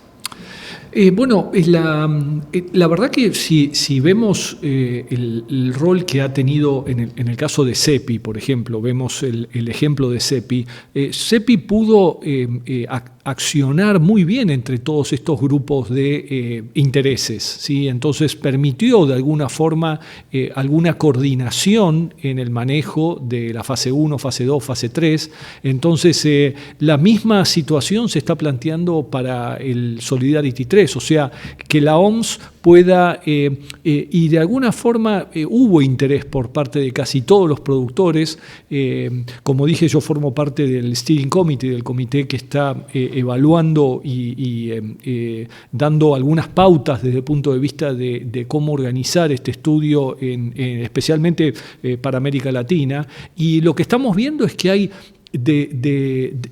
la información que hemos recibido de la Organización Mundial de la Salud es que hay expectativas de que 17 productores de vacunas interesados en participar del Solidarity 3.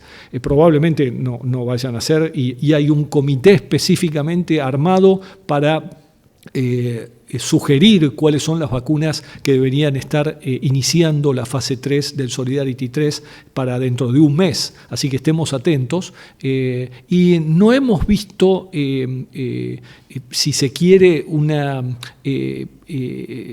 algún tema de no participación. Al contrario, hay un interés en participar en el Solidarity 3, por lo menos esa es la información que hemos recibido desde la OMS y que lo estamos viendo también, ¿no? Gracias, Ricardo. Una última pregunta, en realidad son dos preguntas. Una es, tal vez para nosotros en el hemisferio sur dispongamos de la vacuna, si las cosas salen razonablemente bien, para el otoño del año que viene, y esa situación nos va a superponer la vacunación antigripal con la vacunación contra el COVID. Bueno, seguramente quiero saber tu opinión de eso, pero seguramente tendríamos que tener estudios de coadministración. Y después también se va a generar distintos tipos de vacuna. Si a vos te parece que existe la posibilidad de que en el futuro tengamos un priming con una vacuna, un booster con otra vacuna, ¿cuál es tu opinión? Esto todavía estamos muy lejos de saberlo, pero bueno, un poco para ver qué pensás. Sí, creo que son todos escenarios, sobre todo de la segunda pregunta, son escenarios muy posibles y hay algunas sugerencias de que por ahí se podrían utilizar vacunas, diferentes producciones de vacunas, y yo creo que es un escenario que bueno, hay que evaluarlo. Recién probablemente tengamos hoy vacunas, sin duda estas van a ser vacunas de primera generación. Vamos a tener seguramente vacunas de segunda generación y expectativas de tener vacunas de tercera generación, así que esto seguramente va a ir evolucionando. Con respecto a la coadministración, no vamos a tener estudios de coadministración, seguramente porque la eficacia o los estudios que se están planteando hoy son estudios de eficacia y evalúan solamente la vacuna de SARS y no estamos evaluando coadministración. Por ahora no he visto ninguna publicación, sino ninguna inscripción de estudios que evalúen coadministración. Así que seguramente no vamos a poder coadministrarla al menos con evidencia, no vamos a poder generar una recomendación de coadministración. Tendremos que ver qué vacuna tenemos también en ese momento. Por ahí con una vacuna inactivada yo me animaría a eventualmente coadministrarlas porque uno conoce de que al mismo tiempo dos vacunas, en este caso una vacuna de antígenos, como es el caso de la vacuna antigripal, por ejemplo, con una vacuna inactivada, a priori no tendría ninguna interferencia, pero bueno, eso es un concepto teórico que no lo tenemos con evidencia, no lo vamos a tener con evidencia en esta vacuna. Diferente va a ser la situación con una vacuna de ARN mensajero, ¿no? Bueno, muchas gracias a la doctora Analía Rearte, al doctor Jorge Hefner y al doctor Ricardo Rutiman por las excelentes presentaciones que tuvimos en este tercer día o tercera jornada del Simposio Vacunar 2020. Realmente ha sido un gusto y un honor para mí poder coordinar esta sesión. Tratamos de hacer todas las preguntas que llegaron, seguramente algunas que no se han podido responder, pero bueno, creo que ha sido muy buena todas las presentaciones, así que bueno, los esperamos también mañana para la cuarta o el cuarto día del Simposio de Vacunar. Muchas gracias a todos. Buenas tardes. La pandemia demostró que las enfermedades no respetan fronteras. Todos somos vulnerables. Es importante que ante la situación de aislamiento no se descuide la vacunación. Si dejamos de protegernos, aumenta el riesgo de que aparezcan otras enfermedades para las cuales ya contamos con vacunas. Asegúrate que vos y tu familia tengan las vacunas al día. Consulta con tu médico. La vacunación es esencial. Las vacunas protegen.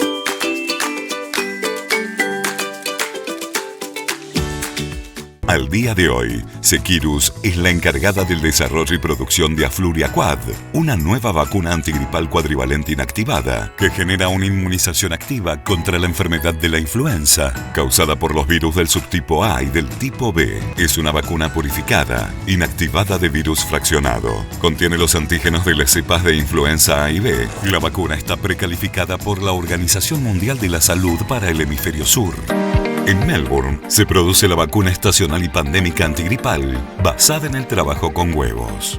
Allí mismo también se genera desarrollo técnico e investigación, refinamiento y terminación.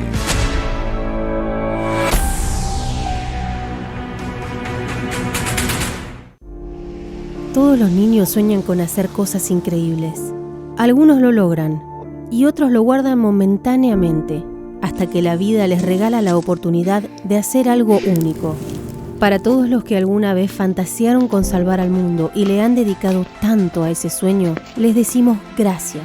Sabemos de su esfuerzo, sus temores, cansancio y frustraciones, que a veces se sienten solos y que lo más importante es tomar fuerza y seguir. En MSD sabemos que en los próximos años este momento quedará como un recuerdo difícil, pero también como aquel en el que su sueño de salvar vidas fue cumplido. Gracias.